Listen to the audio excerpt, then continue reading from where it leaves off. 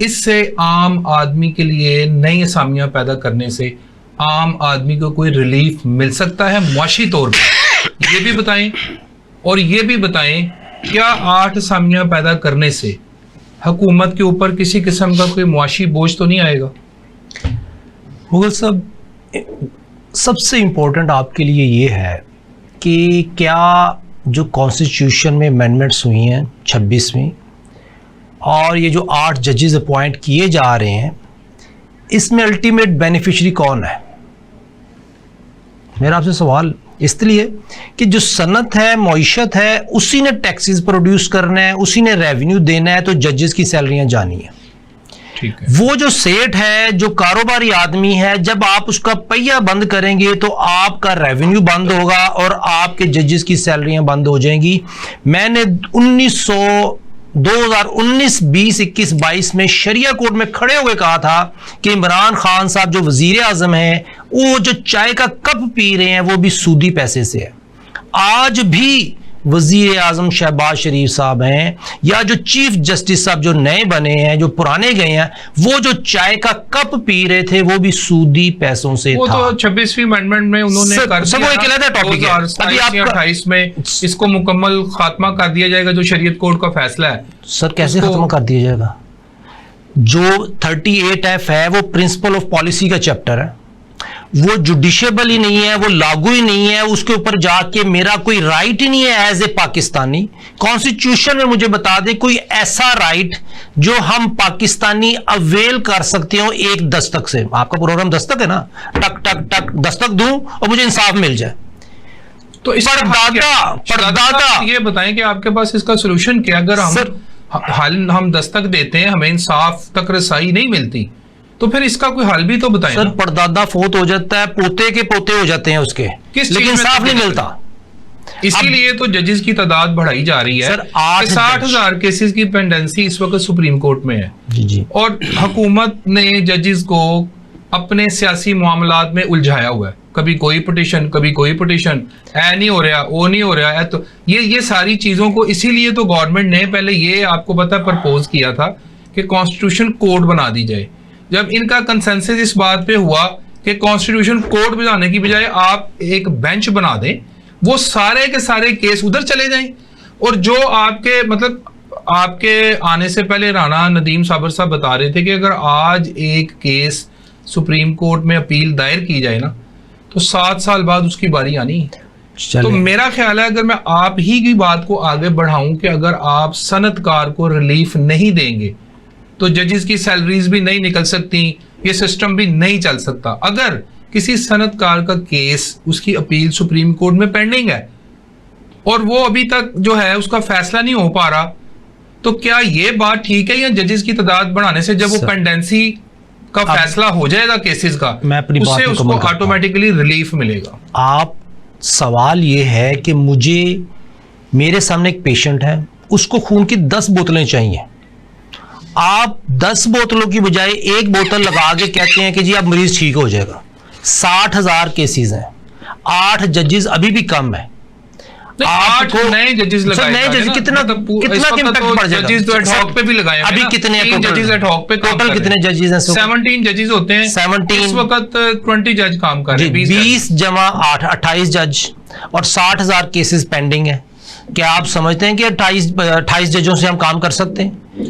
ये तो जब वो सर सुप्रीम कोर्ट अपनी तादाद पूरी कर लेगी, कॉन्स्टिट्यूशन हमारा बन जाएगा और केसेस चलना शुरू होंगे, तो पता लगेगा कि इन जजेस ने जो है वो पेंडेंसी जो है उसको रिड्यूस किया कि नहीं किया। सर कितने %? देखिए एज एन अकाउंटेंट बात करते हैं कि अगर एक काम को खत्म करने के लिए हमें एक दिन में 1 मजदूर चाहिए, तो हमने काम खत्म कर दिया।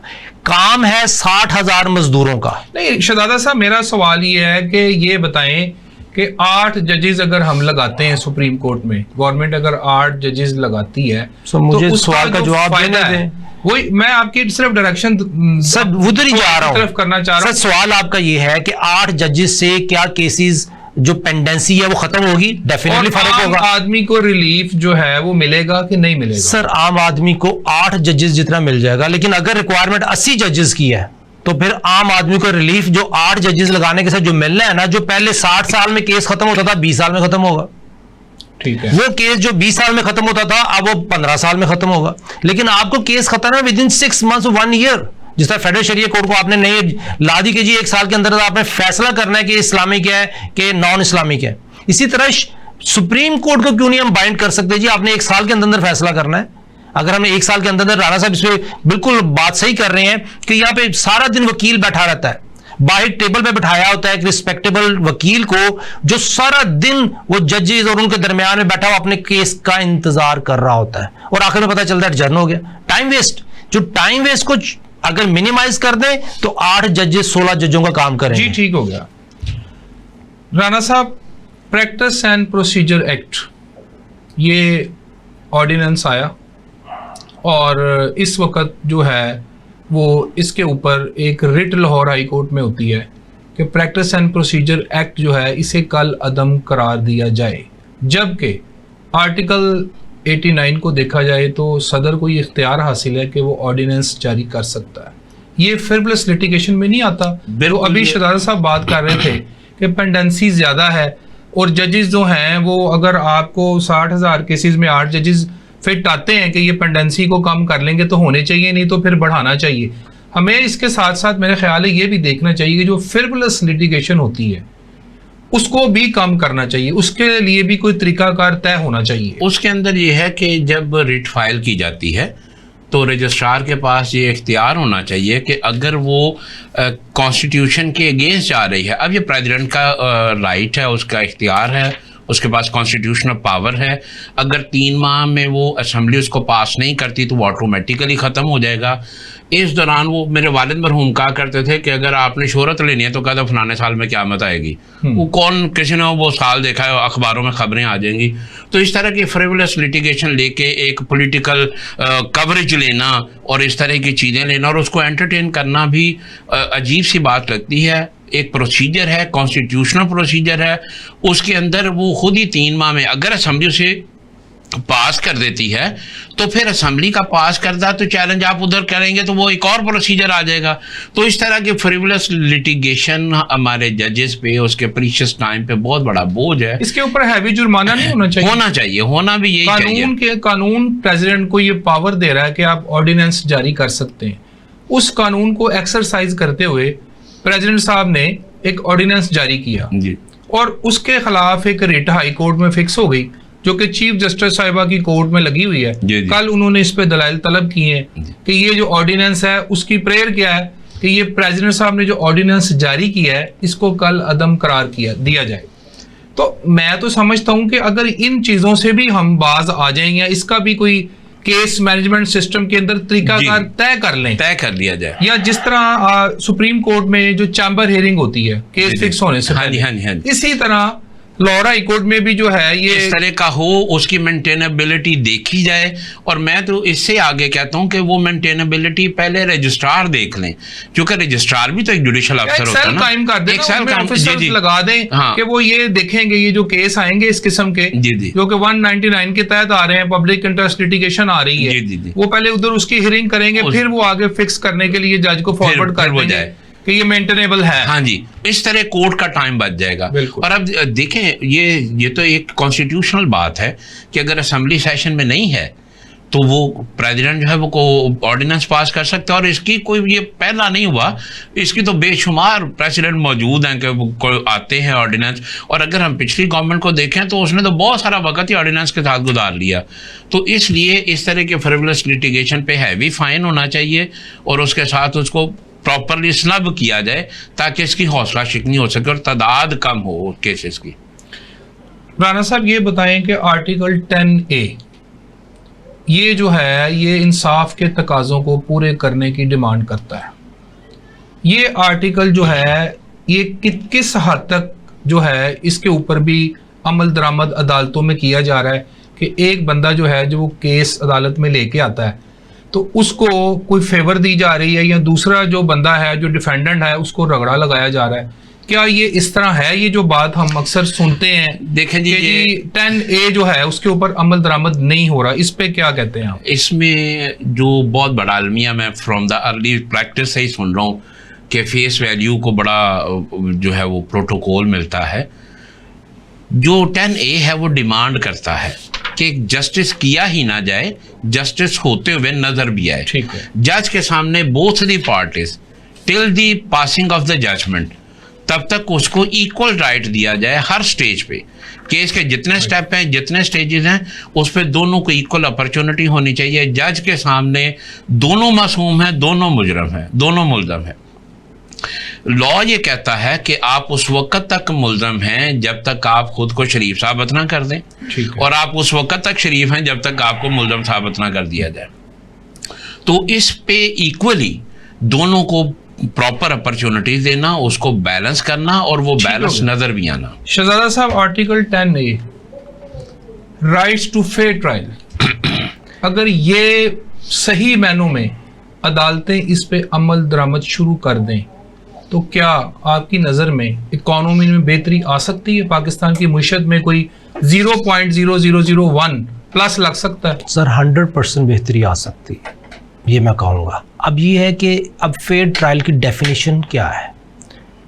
फेयर ट्रायल की डेफिनेशन ये होनी चाहिए कि justice to be serve, justice इंसाफ कर दिया जाए। अब हमारे मुल्क में जो कवानीन बनाए गए हैं, जज साहब के लिए मुश्किल क्या है, वो ये देखते हैं कि कानून Catch-22 है, दोनों ही वकील ठीक बात कर रहे हैं, और एक जज साहिबा खातून की आंखों से आंसू भी है जब उनको पता था कि ये कातिल है, लेकिन ये छूट रहा है क्योंकि जो कानून जो अल्फाज हैं उसके तहत साबित नहीं हो रहा कि ये इसी ने वाकई कत्ल किया है। इसी तरह हर रोज कानून के दो मायने निकलते हैं, जो कमजोर है उसको इंसाफ नहीं मिलता, जो स्ट्रांग है उसको इंसाफ मिल जाता है। तो मेरी ये रिक्वेस्ट होगी इक़्तिदार आला से और आप भाइयों से कि हमने ये देखना है कि वो कानून जो Catch-22 है उनको वो उसको कहते हैं इनकंसिस्टेंट, आर्टिकल 8, उस पे आर्टिकल 8 लगाएं, उसको इनकंसिस्टेंट डिक्लेयर करवाएं। साहब आपकी बात काट रहा हूँ, और माजी में हमने ये देखा है कि रेकोडेक के इश्यूज के ऊपर बहुत सी कंपनियां जो थी